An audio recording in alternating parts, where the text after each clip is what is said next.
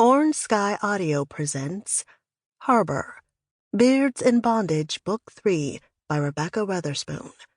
Narrated for you by Lacey Laurel and Rolando Brown. 1. Vaughn. They don't tell you what happens when you're not next of kin. There are so many ways for the authorities and the family to keep you in the dark when you and your partners don't put anything in writing.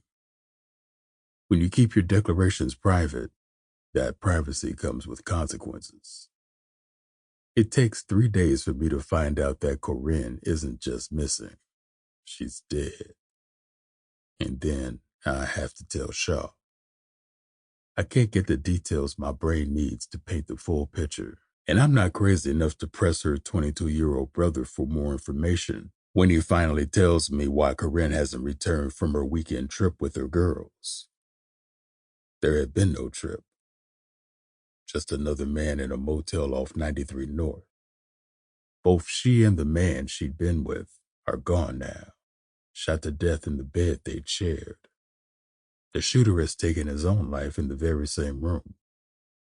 That is all Nathan says when he calls to tell me Corinne isn't coming back to the apartment we share in Boston's Back Bay. That's all the information I have to give Shaw when I tell him we'll never see her again. Now I'm sitting in the front seat of my Escalade as a few more mourners make their way up the short steps leading to her mother's home in Roxbury. I shouldn't be here. I never meant to come. That's what I tell myself. That's what I told Nathan when he told me to stay away. I just needed the address, because no matter how their mother feels about me or Shaw, Corinne Johnson was the love of our lives. Shaw and I weren't invited to the service, but I can't let this day pass, this moment, without at least trying to express my condolences to Corinne's family. I'd planned to send flowers, but I'd waited until the last minute to order them. Tricking myself stupid as I listened to Shaw fighting his tears through my cell's speaker function.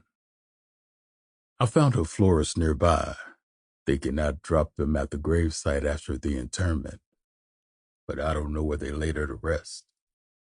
I only have the address to the house.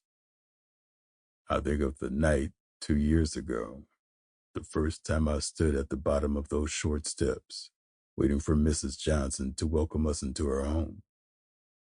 The 4 of us cramming our way into the front room. Sample complete.